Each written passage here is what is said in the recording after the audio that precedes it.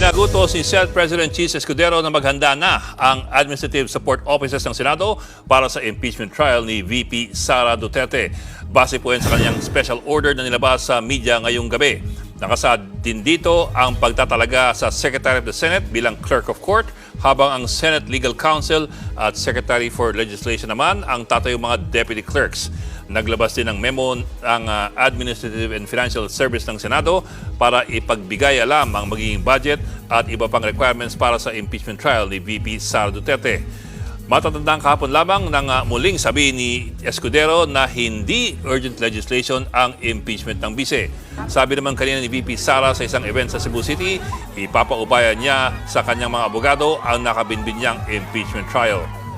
Ibili nato na sa mga abogado ang istorya sa impeachment, particularly sa defense sa ako ang impeachment, ilahaman ng trabaho o ang mga abogado po ang mas nakasabot kung unsa ang proseso sa impeachment.